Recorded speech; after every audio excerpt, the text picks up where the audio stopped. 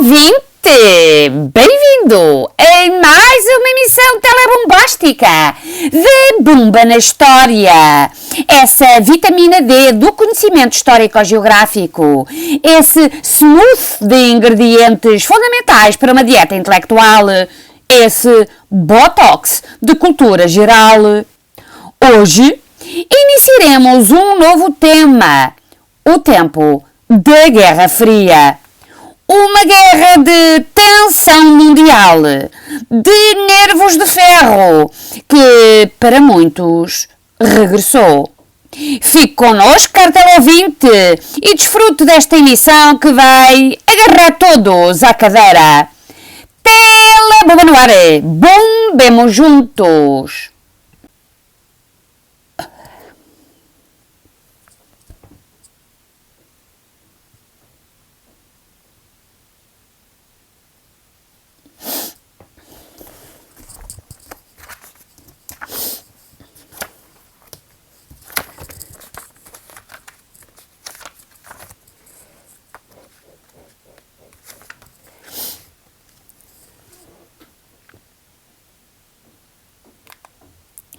O mundo do pós-guerra foi marcado pela oposição entre as duas superpotências. O bipolarismo acentuou na divisão entre bloco ocidental capitalista, liderado pelos Estados Unidos, e o bloco comunista de leste, liderado pela União Soviética. Este foi um tempo de profundos antagonismos político-ideológicos, político-militares e antagonismos económicos. É o tempo da afirmação do bipolarismo. Inicia-se a Guerra Fria, que irá opor as duas grandes potências durante mais de 40 anos. O presidente dos Estados Unidos, Henry Truman, num discurso pronunciado a 12 de março de 1947 perante o Congresso, apresentou a visão política americana de um mundo dividido em dois campos opostos, com base na ideia de que quase todas as nações têm de escolher entre dois modos de vida alternativos. Um assente na vontade da maioria, o Bloco Ocidental, o outro baseado na vontade de uma minoria imposta à força sobre a maioria, o Bloco de Leste. A doutrina Truman confirmava a fratura ideológica entre os Estados Unidos e a União Soviética e conferia aos americanos o papel de liderança na política de contestação do expansionismo soviético. Em setembro de 1947, Andrei Zhdanov, delegado da União Soviética na reunião dos líderes comunistas europeus, realizada na Polónia, promoveu a criação do Cominforce, o Secretariado de Informação Comunista, que substituía o Comintern, criado em 1919 por Lenin no decurso da Terceira Internacional. Este órgão revelou-se determinante no controlo pela União Soviética dos países e partidos comunistas.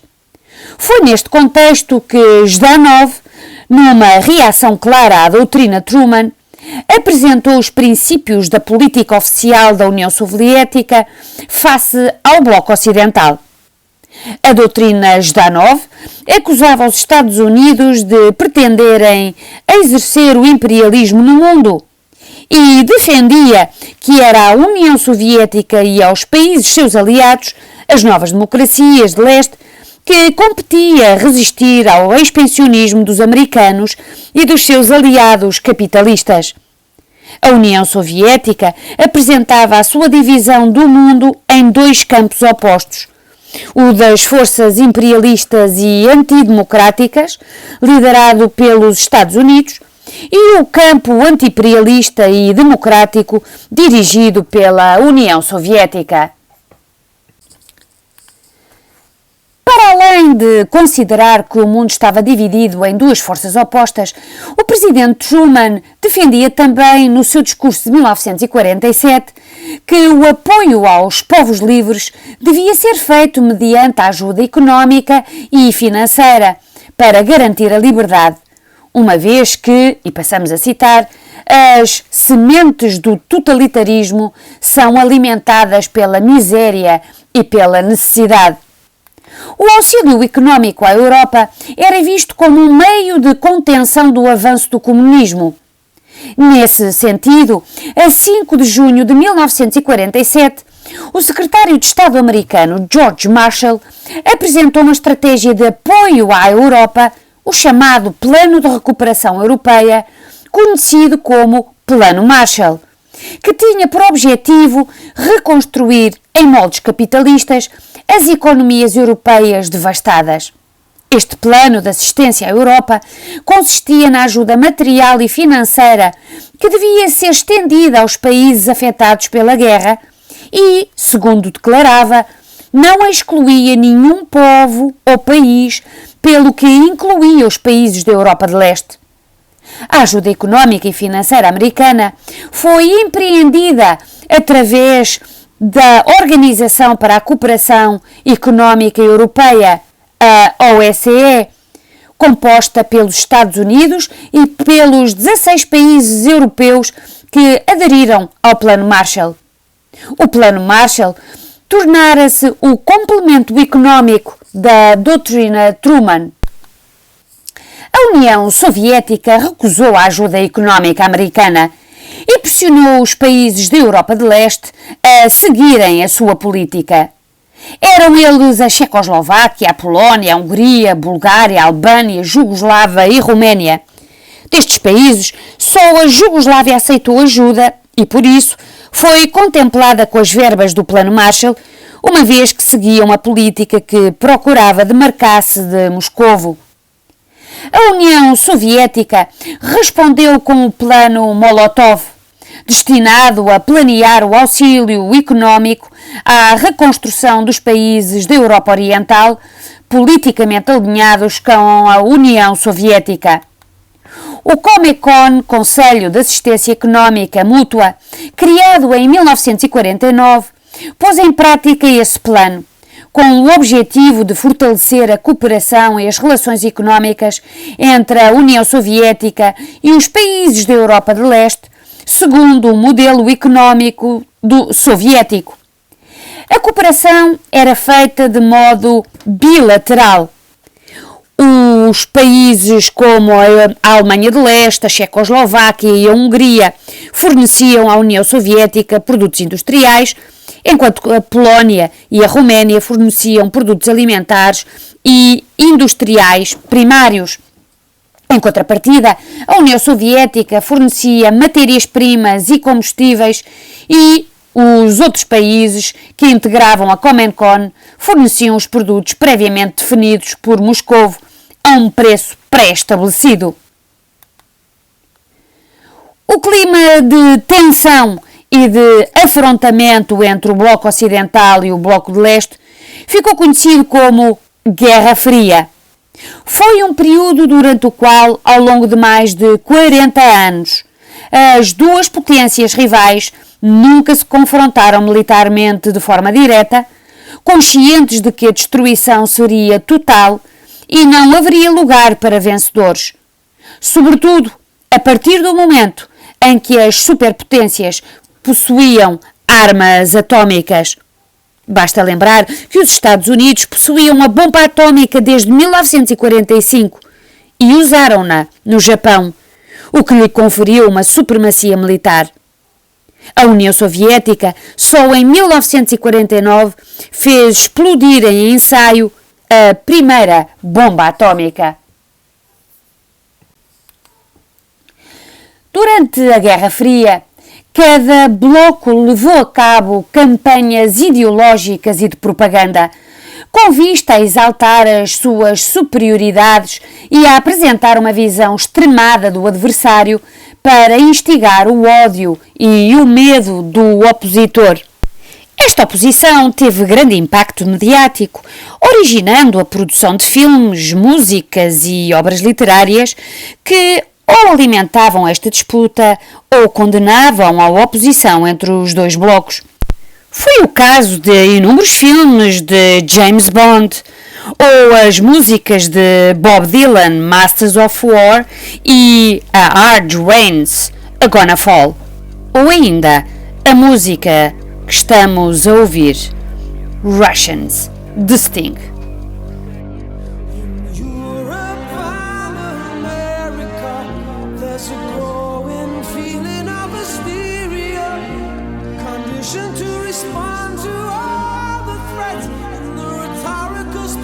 Of the Soviets, Mr. Khrushchev said we will bury you. I don't subscribe to this point of view. It would be such an ignorant thing to do if the Russians love their children too. How can I save my little boy from Oppenheimer's deadly toy? There is no monopoly of common sense on either side of the political fence. We share the same biology, regardless of ideology. Believe me when I say to you, I hope the Russians love their children too.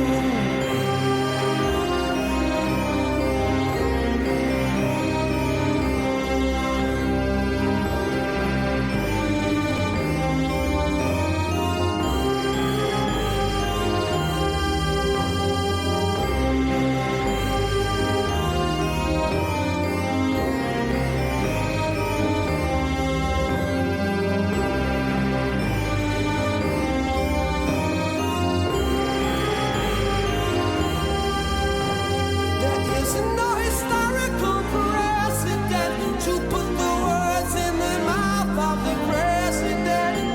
There's no such thing as a winnable war. It's a lie we don't believe anymore. Mr. Reagan says we will protect you. I don't subscribe to this point of view. Believe me when I say to you, I hope the Russians love their children too.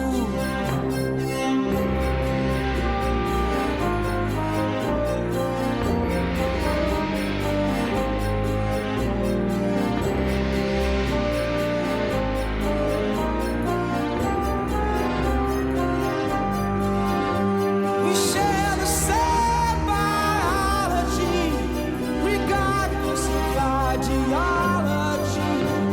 What might save us, me and you, is if the Russians love their children too.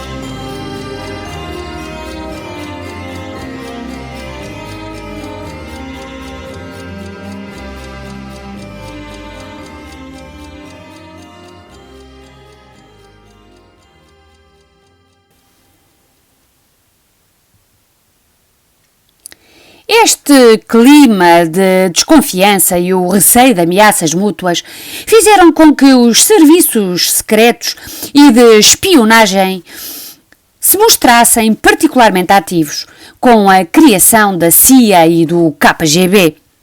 Usaram-se métodos que instigaram à perseguição e denúncia dos cidadãos considerados simpatizantes do bloco contrário. Vivia-se objetivamente um equilíbrio pelo terror. O antagonismo entre os dois blocos abrangia também o campo militar, concretizado na frequente exibição e desfile das forças militares e na formação de alianças militares defensivas, a Organização do Tratado do Atlântico Norte, ou OTAN, sob liderança dos Estados Unidos, e o Pacto de Varsóvia, sob a liderança da União Soviética. A supremacia de cada potência dependia do alargamento da respectiva esfera de influência, o que resultou em diversos conflitos militares localizados em diferentes partes do globo. Estava assim consolidado o mundo bipolar.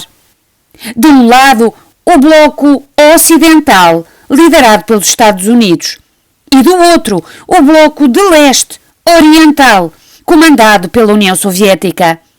Em termos ideológicos, opunham-se a democracia liberal ao comunismo. Em termos económicos, o capitalismo à economia planificada. E em termos sociais, a sociedade de classes opunha-se à sociedade sem classes. E foi assim, caro teleouvinte, que chegamos ao final de mais um evento cultural telebombástico. Esperamos que tenha sido do seu mais inteiro agrado. Se não foi, oi, azarei. Bom, antes de nos despedirmos, informamos que a próxima emissão continuaremos a falar da Guerra Fria, mas vamos centrar a nossa atenção nas diferentes fases da mesma.